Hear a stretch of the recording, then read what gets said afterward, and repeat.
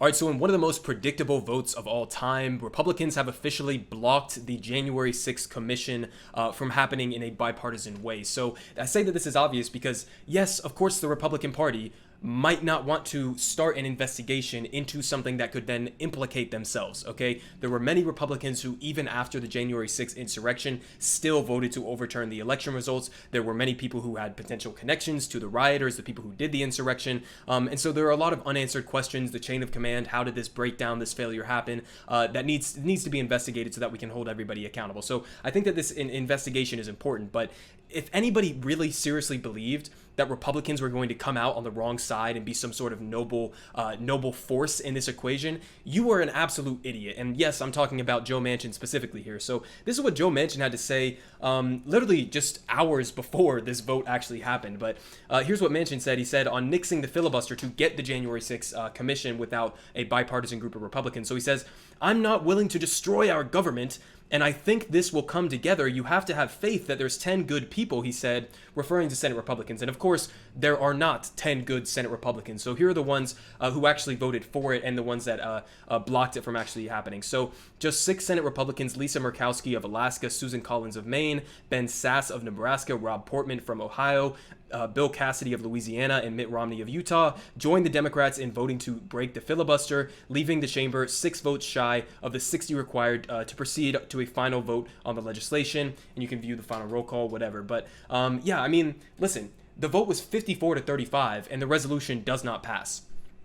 What does that say about the current system that we have here? What it says is Republicans who constantly hyperventilate about a tyrannical majority rule, the result of not having a tyrannical majority rule, as they constantly hyperventilate about, is you have a tyrannical minority rule, and that makes even less sense. So this is the situation we have right now with the filibuster in our Senate. It completely eradicates any ability to get anything done because Republicans are not coming to the table in good faith. They have no interest in helping Biden do anything productive whatsoever throughout his entire presidency, and that's extremely clear. So anyone who is still falling for the bipartisanship, this false notion that Republicans are going to come to the table, negotiate in good faith, and then vote for a good piece of legislation, they are absolute idiots, okay? That's absolutely 100% never going to happen, okay? We saw this happen for 8 years under Obama. Somehow Joe Biden forgot that all happened, and he's still making the exact same mistakes, assuming, just like Joe Manchin, that Republicans have any goodwill in them whatsoever. So again, I think that this is important that this ends up happening, and the only way that this ends up happening is you have to abolish the filibuster.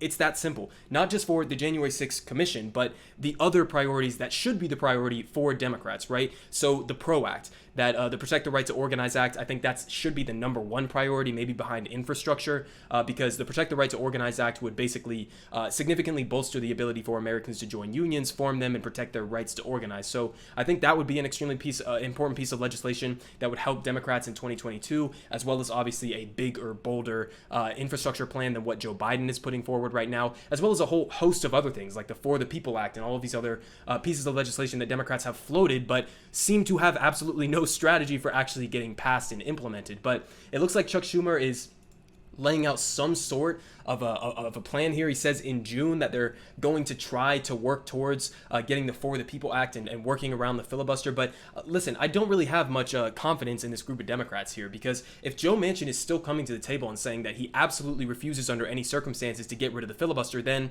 you're fucked. I mean, not only is the Democratic Party fucked for the midterms in 2022 and the presidential election in 2024, but our country is pretty much fucked, because if you can't get some of these bills passed, then Republicans are going to take power, and guess what they're going to do again? I mean, it sounds corny to say, but when people say that a failed coup attempt is a dress rehearsal, that's not like just a figure of speech. It literally has happened throughout history. And so, you can make fun of what happened on January 6th and say that some people have been over exaggerating a lot of the stuff surrounding it, and that's fair criticism to some degree. But this is something that Republicans will do again, right? Does anybody seriously think that if Republicans control the Senate and the House in 2024, that they will certify the elections if it's anything close? Of course not, especially after all of these voter suppression bills that they've been passing all across the country. So this will happen again. All right, the situation that we had where on January 6th, where Republicans were still, even after the insurrection, willing to try to overturn the legitimate election results. So